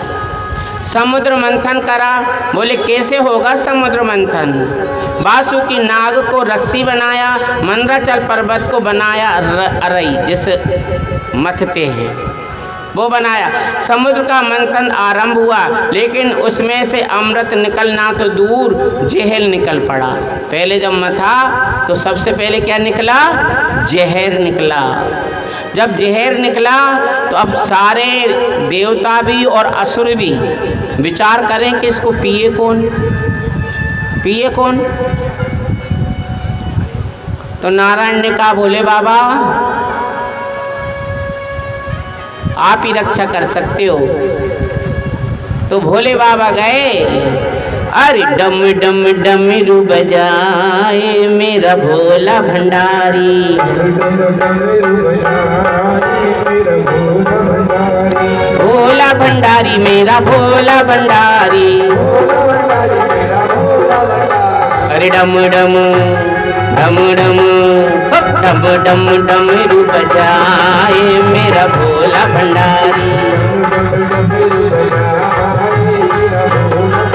हरि घर घर अलख जगाए मेरा भोला भंडारी।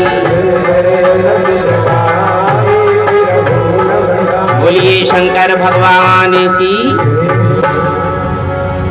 जी हमने नाम लिया भोले बाबा का, तो अपन ने उनका नाम लेकर उनका भजन किया, क्योंकि वो विष पीने के लिए आए। भोले बाबा ने वो विष पिया उस जहर को शंकर भगवान ने पान किया। उसके बाद कामधेनु गाय निकली। गाय देवताओं और ऋषियों को दान में दे दी। गाय के बाद सुंदर धनुष निकला, चंद्रमा निकला, कई कई प्रकार के रत्न निकले, कई कई प्रकार की अप्सराएं निकली और उसी से लक्ष्मी जी का प्रागट हुआ। लक्ष्मी जी का जब प्रागट हुआ तो लक्ष्मी जी किसको दी जाएं, तो नारायण भगवान को लक्ष्मी जी की भारिया बनाई गई। उसके बाद निकला कलश अमृत। तो कलश अमृत जब निकला तो उस कलश को लेकर बोलिए श्री धन्वंतरी जी महाराज की, धन्वंतरी जी उस कलश को लेकर निकले। दैत्य लोग छुड़ाकर अमृत को ले गए। दैत्यों ने छुड़ा लिया कलश और भागने लगे। भागते भागते कुछ दूर पहुँचे। देवताओं को पिलाकर दैत्यों को परास्त कर देंगे हम, माने असुरों को पिलाएंगे और देवताओं को परास्त कर देंगे। शंकर जी उस रूप को, कौन आ गया वहाँ, कौन आ गया, मोहिनी। मोहिनी मोहिनी रूप धारण किया नारायण ने। अब आप देखो भगवान अपने भक्तों के लिए, देवताओं के लिए कितने अवतार लिए। तो आपको प्रथम दिवस में या द्वितीय दिवस के प्रथम स्कंद में, प्रथम प्रसंग में निकला था भगवान के 24 अवतार। तो अब आप लोग कथा सुनते आ रहे हो। थोड़ी देर के लिए कथा तो पूरी करूँगा मैं, भले छोटे रूप में कर दूँ, ये मत सोचना। अब आप बता दो मुझे कि कितने अवतार की कथा निकल चुकी।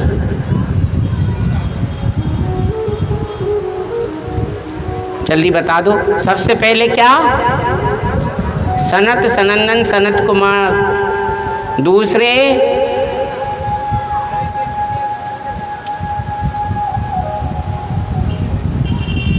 सुखदेव जी की भी कथा निकल गई ना, वो भी भगवान के ही अवतार थे, लेकिन वो अवतारों में अलग कथा है सुखदेव जी महाराज। देखो अब मैं आपको बता दूं, पहला अवतार निकल गया सनत सनंदन सनत कुमारों की।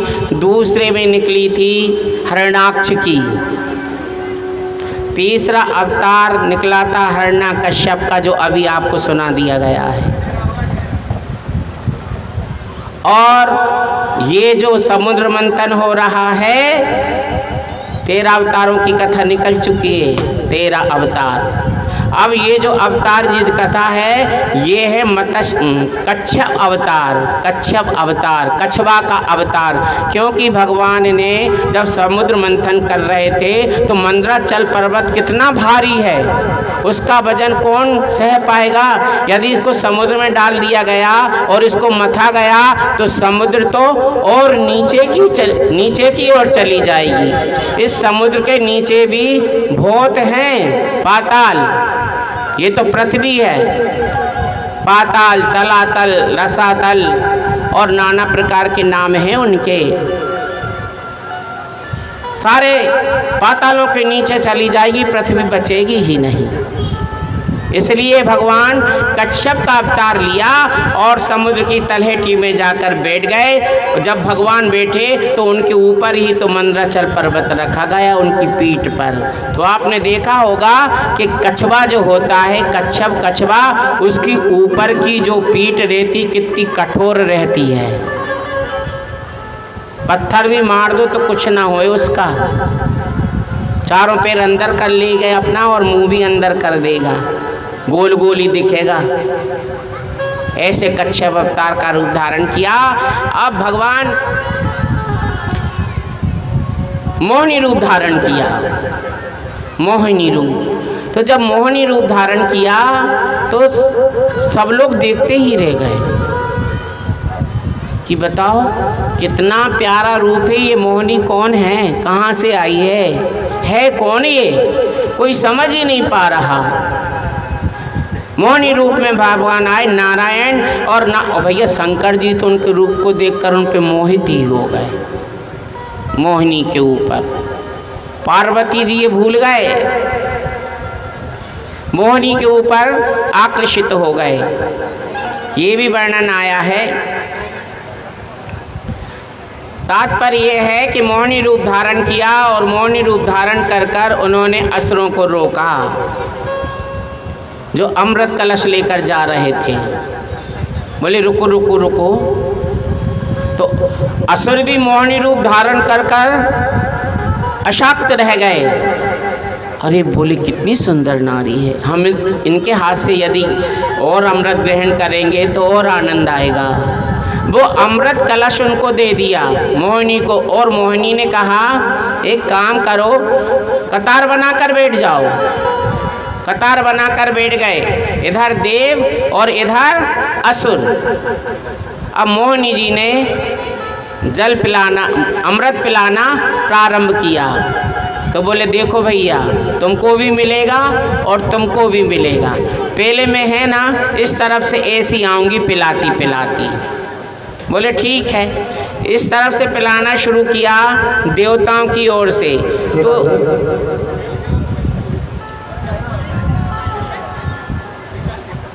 एक बच्ची गुम गई है, यही भागवत से, जिसका नाम टिंकल है। कितने बच्चे?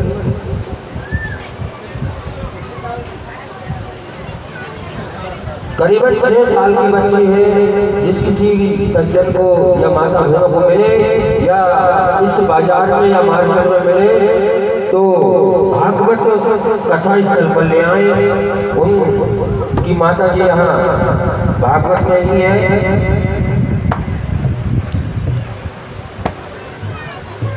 अभी तो कुंभ का मेला नहीं है, नाराज सेन की रामलीला है। भागवत है और भागवत में भी अभी इतनी भीड़ नहीं। वो बालिका कहाँ यहीं स्थान से गई है क्या? खेलते खेलती निकल गई होगी। जिस सज्जन को रोड पर या इधर मोहल्लों में कहीं दिखे एक बालिका है, कैसे वस्त्र पहने,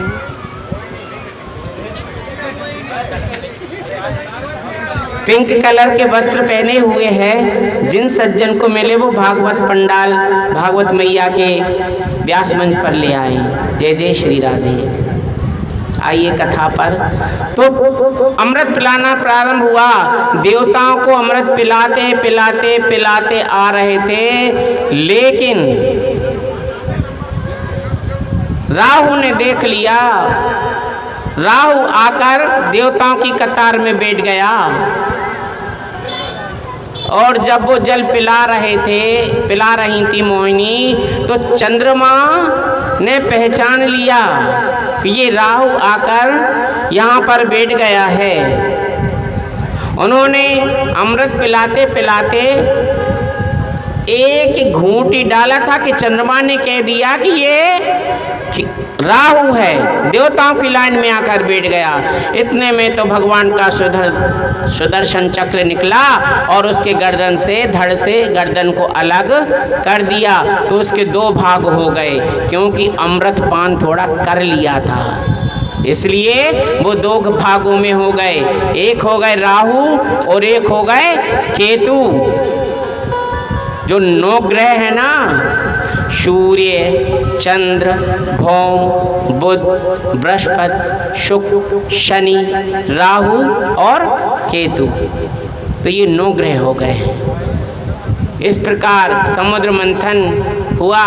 प्रहलाद जी के पुत्र जो बलि महाराज हैं, जो दैत्यों के राजा हैं, बलि महाराज को परम संत कहते हैं। बलि महाराज ने अपने गुरु शुक्राचार्य को प्रणाम किया और बोले, गुरुजी, देवताओं से हम परास्त हो गए, गुरुवर अब कोई उपाय बतलाइए, क्या करना चाहिए। तो उन्होंने कहा कि देखो भाई, देवताओं से तो राज्य छीना जाता है, तभी आप जीत पाओगे, क्योंकि इस समय आपका गुरुबल बड़ा है। गुरुबल बड़ा है। चढ़ाई कर दी महाराज बलि ने, और महाराज बलि ने सारे राज्य पर अपना राज्य जमा लिया।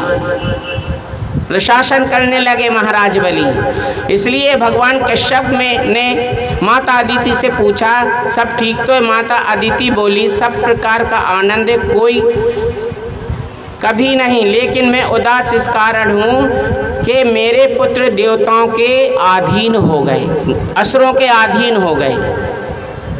दिति के पुत्र। आदिति के पुत्रों के अधीन हो गए दिति और आदिति। ध्यान रखना, दिति और आदिति वो भी हमारे अंदर विराजमान है, दिति और आदिति। तो असुर हुए आदिति के पुत्र, जिसमें द्वेष भाव था, अच्छा भाव नहीं था अदिति में, और दिति में अच्छा भाव था। पुत्र प्राप्त करे थे तपस्या करके, तो देव लोग हुए थे। तो बोले मेरे पुत्रों का राज्य छिन गया है, अब मैं क्या करूं? और महाराज बलि ने राज्य छीन लिया है। तो भगवान कश्यप बोले, ऋषि क्या चाहती हो? मैं चाहती हूँ मेरे घर कोई ऐसा बुद्धिमान पुत्र हो जो मेरे पुत्रों का राज वापस लाकर दे दे। वो बोले, देवी मैं तुम्हें 12 दिन का व्रत बतलाता हूँ, आप लोग भी ध्यान से सुन लेना। कश्यप महाराज जी ने दिति से कहा कि मैं तुम्हें 12 दिन का व्रत बतलाता हूँ। संतान नहीं है किसी को तो ये वाला व्रत कर लेना, लेकिन श्रद्धा और विश्वास के साथ करना। श्रद्धा और विश्वास के साथ करना, भागवत महापुराण गोद जरूर भर देगी। श्रद्धा और विश्वास के साथ करोगे तो क्या बताया आप लोग सुन लें। ये फागुन के शुक्ल पक्ष में व्रत किया जाता है, इसका नाम है पयो व्रत। क्या नाम है? पयो व्रत। प्रतिपदा से लेकर त्रयोदशी तक व्रत करना होगा। प्रातः जल्दी उठना, भगवान के चरणों में प्रणाम करना, यज्ञेश भगवान की स्तुति करना। स्तुति ये है, यज्ञेश यज्ञ पुरुषाच्युत तीर्थपादा तीर्थश्रवा श्रवण कमलम नामुधे आपन्य लोक ब्रजस्नो पश्यो मोदयादा न शमनाग्रतिश्य भगवन्नाशी दीननाथ। इस स्तुति का तुम नियमित जाप करोगी तो मुझे लगता है भगवान तुम्हारे घर में पुत्र बनकर जरूर आएंगे। निष्ठा में ताकत होती है, श्रद्धा और विश्वास के साथ करना, और भगवान में निष्ठा रखो, उसमें ताकत होती है। विश्वास से प्रभु का वास है। माता अदिति ने बड़ी निष्ठा से व्रत किया। भगवान ने प्रकट होकर कहा, माँ आपके पुत्र इंद्र के संकट को मैं समझता हूँ, इसके कष्ट की निवृत्ति के लिए मैं आपके यहाँ पुत्र बनकर आया हूँ। आज भगवान पुत्र बनकर आए तो भगवान का कैसा रूप है? भगवान बिल्कुल छोटे से हैं, वामन रूप में। वामन रूप में भगवान हैं, इतना तेज है उनका प्राकट हुए। बोलिए वामन भगवान की। हम झांकी नहीं दर्शाते हैं ज़्यादा, कहीं कहीं जगह आजकल झांकी ज़्यादा दर्शाते हैं, तो हमने वामन भगवान नहीं बनाए। आप लोग इधर उधर देख रहे हो, क्योंकि कई जगह देख चुके हो ना, वामन भगवान आके खड़े हो जाते हैं। हम ना बनाए, हम तो जो मनाते आए बस वही मनाते हैं, वो भी आप लोगों के कहने पर। नहीं तो झांकी तो क्या, झांकी में विलम्ब भी होता है और कथा भी रह जाती है, इसलिए झांकी तो नहीं, कथा का वर्णन। लेकिन आजकल के हिसाब से भैया चमत्कार दमत्कारी चल रहा है, तो थोड़ा दिखाना पड़ता है, थोड़ी झांकियाँ भी। तो आज जन्म उत्सव की झांकी दिखाएंगे बाल गोपाल कन्हैया लाल की। कल आपको दिखाई जाएगी बाल लीला, माखन मटकी, गोवर्धन लीला। आज कितने दिन हो गए कथा को? 4। कल कौन सा है? परसों कौन सा है? शुक्रवार को कौन सा है? राधे राधे।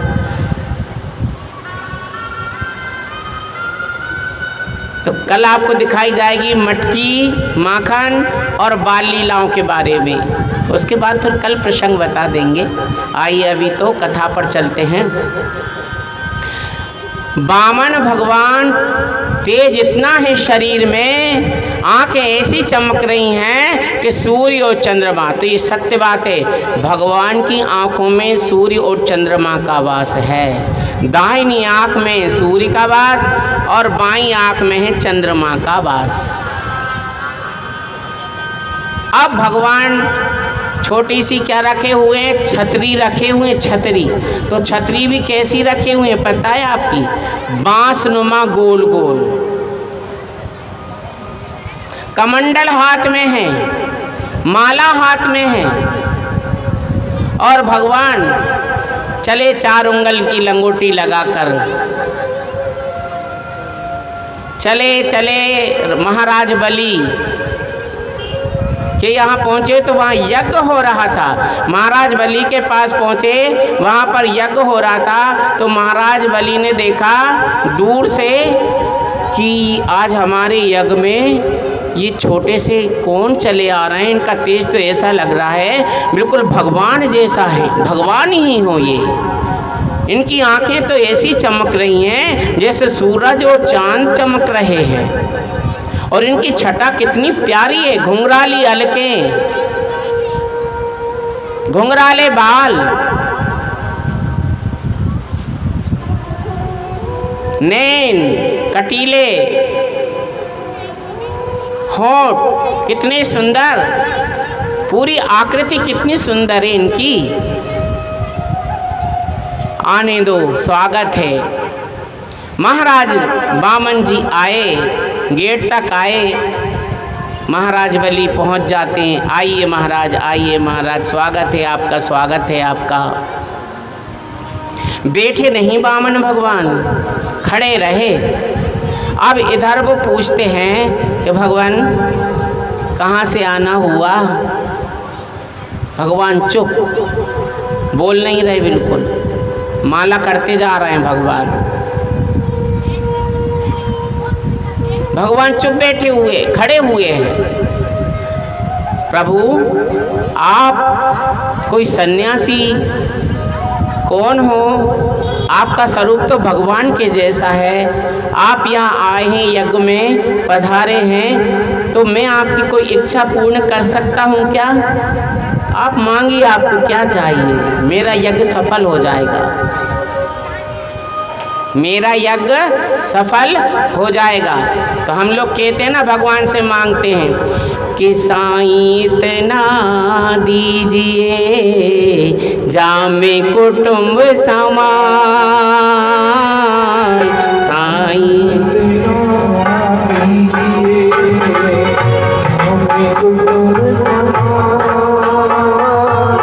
मैं भी भूखा ना रहूं, साधु न भूखा जाए हो रामा, साधु न भूखा जाए, ये मांगते हैं। लेकिन कुछ लोगों की प्रवृत्ति क्या है मांगने की? बुरा मत मान लेना आप लोग नहीं, आप तो बहुत अच्छी हो भैया, और बहुत अच्छे हो महाराज सेन के। हम बुराई तो कर ही नहीं सके, नहीं कल से चाय कौन भेजेगो, कौन देगो, रोटी कौन बुलाएगो खुआवे, बुराई तो हम कर ही ना सके, कभी नहीं। कुछ लोगों की क्या है कि साईं इतना दीजिए, कुटुंब समा नहीं, सुनो जरा, सुनना मेरे सब। साईं इतना दीजिए बैंक फुल हो जाए, मैं भी भूखा ना रहूं, साधु घर ही ना आए हो रामा, साधु घर ही ना। समझ गए? पैसा ना जाए गांठ को, धरो रे बंदो। अरे भैया आप लोगों के पास पैसा है, खाओ पियो, लगेगा अंग, खाओगे पियोगे लगेगा अंग, दान, पुण्य, धर्म, यज्ञ, पुराण, रामायण, भजन करोगे जाएगा संग, और नहीं तो भैया बैंकों में और तिजोरियों में और गड़ा के धरो होएगो तो धरे धरे लग जाएगा जंग। एक सेठ जी थे, बोलो हनुमान जी महाराज की। एक सेठ जी थे, बड़े कंजूस थे, पैसा ना चलो जाए, चमड़ी चली जाए मगर दमड़ी ना जाए। सोचा क्या करूं, आज मंगलवार का दिन है, मुझे मंदिर जाना है, मंगलवार का दिन है और मुझे मंदिर जाना है दादाजी के दरबार में। तो उन्होंने अपनी तिजोरी को खोला, पेटी को खोला और उसमें से 1 रुपया निकाला। क्या निकाला? आप लोग जो मत कहने लगना कि हम आरती में 1 रुपया डाले तो पंडित जी ऐसी के, नहीं नहीं, 1 रुपया निकाला, कागज का था वो भी, और उसे जेब में रख लिया। बोले मैं मंदिर जाऊंगा। मंदिर पहुंच गए। मंदिर में मंगलवार का दिन था तो बड़ी भीड़ लगी हुई थी, लाइन लग के भक्त लोग जा रहे थे। तो पंडित जी ने कहा अब बेचारे मैं अपने पैसे को तो देख लूं। वो 1 का नोट निकाला और ऐसे देखा और मुट्ठी में रख लिया। अब पंडित जी तो मंदिर के पुजारी बैठे ही हैं, प्रसाद दे रहे हैं, दर्शन करो भैया, आओ भैया दर्शन करो, दर्शन करो। बुरा मत मानना, अपने यहाँ नहीं होता ऐसा, लेकिन बड़ी बड़ी जगह चले जाओ तो आजकल पैसों में दर्शन होए। बेचारे आदमी लाइन में लगे हैं और उतने से वे बाईपास भेज रहे हैं पैसा ले लेके। अपने यहाँ नहीं होता है तो ये गलत है। तो पंडित जी तो बैठे, अब सेठ जी चले लाइन में लग के, थोड़ी दूर पहुँचे, फिर वह रुपया देख लें, फिर मुट्ठी बांध लें, फिर वह रुपया देख लें, फिर मुट्ठी बांध लें, फिर वह रुपया देख लें, फिर मुट्ठी बांध लें। जैसे तैसे मंदिर के द्वार तक पहुँच गए और मंदिर के द्वार तक पहुँचे। अब उन्होंने सोचा कि ये थाली रखी हुई है आरत की या पेटी रखी हुई है दान पेटी या कुछ उसमें डाल दें। तो जब डालने का समय आया तो जैसे उन्होंने हाथ करके देखा तो वो पसीना में गीला हो गया था। क्या हो गया था? गीला हो गया था वो 1 का नोट। तो उन्होंने जो देखा तो बोले अरे तुझे दुख हो रहा है जाने का, मेरे पास से जाना नहीं चाहता, चल अंदर। वो 1 रुपया भी नहीं डाला, जेब में रख के वापस घरे आ गए। तो भैया ऐसा पैसा भी का काम को लिखा हुआ है कलयुग में, दान करोगे दान करने से बढ़ेगा घटेगा नहीं। क्योंकि कलयुग में धर्म के 4 पेड़ थे। कल की कथा में आया था या परसों की कथा में आया होगा कि धर्म के 4 बेल थे। जिसने सुना है वो याद कर लो, नहीं सुना वो आज सुन लो। सत्य, दया, दान और प्रकृति।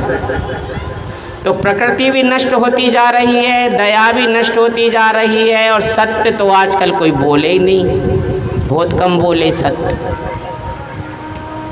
सत्यनारायण की कथा जरूर करेंगे, मानो झूठ बोलेंगे। अरे भैया वो सत्यनारायण नाम है, सत्य बोलो।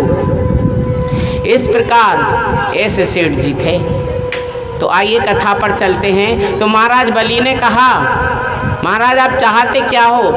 यदि आप धन चाहिए, दौलत चाहिए, मैं आपको गांव भी दे देता हूँ, 5-5 गांव दे दूंगा, आप कमाना और खाना। मैं आपका विवाह भी करवा दूंगा यदि आप विवाह की इच्छा रखते हो तो माला करते करते करते जब उन्होंने बोल दिया कि विवाह की इच्छा, तब बामन जी बोले कि महाराज क्या कहा तुमने, मेरा विवाह भी करवा दोगे? तो बोले हाँ हाँ। तो बोले जब विवाह हो जाएगा तो हमारे बच्चे भी होंगे? तो बोले हाँ होंगे। तो बोले जब हमारे बच्चे होंगे तो कितने होंगे? तो बलि महाराज बोले ये मैं क्या जानूं कि कितने होंगे। अच्छा बोले हमारे जब बच्चे होंगे तो उनमें 1-2 मर भी जाएंगे? तो बोले हाँ हो सकता मर भी जाए। तो बोले जब वो मर जाएंगे तो हमको रोना भी पड़ेगा। तो बोले हाँ हाँ हो सकता है रोना भी पड़े। तो महाराज कहने लगे कि महाराज भली हम इन प्रपंचों में नहीं पड़ते, हम तो साधु सन्यासी ठहरे, हमको शादी विवाह या बच्चा परिवार से कुछ नहीं लेना। लेकिन भगवान बोले, क्या बोले, जो हम मांगेंगे वो दोगे? बोले हाँ हाँ जो तुम मांगोगे हम देंगे। तो बोले महाराज ऐसे नहीं, पहले संकल्प करो। क्या करो? संकल्प करो तो विश्वास हो जाएगा। तो बोले हाँ हाँ ले लो संकल्प। तो बोले हाथ करो। महाराज बलि ने हाथ किया और वो अपनी टोटी कमंडल जो रखे थे उसमें से जल डालने लगे। लेकिन शुक्राचार्य जी महाराज जो असुरों के गुरु थे, उनने महाराज बलि को पहले कह दिया था कि मुझे तो ये और कोई नहीं, स्वयं भगवान दिख रहे हैं जो राज वापस मांगने के लिए आए हैं। तो महाराज बलि ने कह दिया था कि यदि ये भगवान ही आए हैं तो फिर मेरे हाथ में तो दोनों हाथों में लड्डू है, क्योंकि मेरे घर आज सृष्टि को बनाने वाला, सृष्टि को चलाने वाला, सृष्टि को खिलाने वाला आज मेरे घर मांगने के लिए आया है। तो महाराज बलि कहते हैं, श्री राधे तेरी द्वार खड़ा भगवान हो, तेरी द्वार खड़ा भगवान, भगत भर दे रे झोली। तेरी द्वार खड़ा भगवान, भगत भर दे झोली, भगत भर दे झोली। तेरा होगा बड़ा इंसान, युग युग तेरी रहेगी शान, भगत भर दे झोली। ओ भगत भर दे रे झोली। तेरी द्वार खड़ा भगवान, भगत भर दे झोली, भगत भर दे रे झोली। डोली उठी है सारी धरती देख ले, डोला गगन है सारा। डोली उठी है सारी धरती देख रे, डोला गगन है सारा। भीख मांगने आया तेरे घर,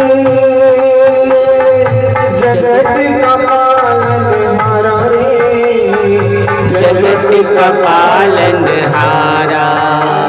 मैं आज तेरा मेहमान, कर ले मुझसे जरा पहचान। भगत भर दे रे झोली, ओ भगत भर दे रे झोली। तेरी द्वार खड़ा भगवान, भगत भर दे झोली, ओ भगत भर दे रे झोली।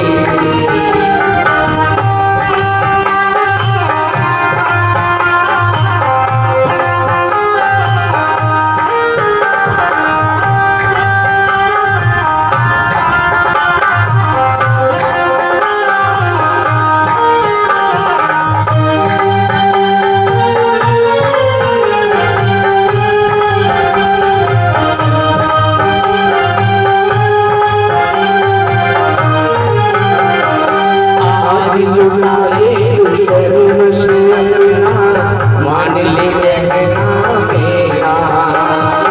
आज लुटा ले रे सर्वस्व अपना, मान ले कहना मेरा। भीख मांगने आया तेरे घर, जगत का पालनहारा रे, जगत का पालनहारा। तू अमन मेरा मेहमान, कर ले मुझसे जरा पहचान। भगत भर दे झोली, ओ भगत भर दे रे झोली। तेरी द्वार खड़ा भगवान, भगत भर दे झोली, ओ भगत भर दे रे झोली।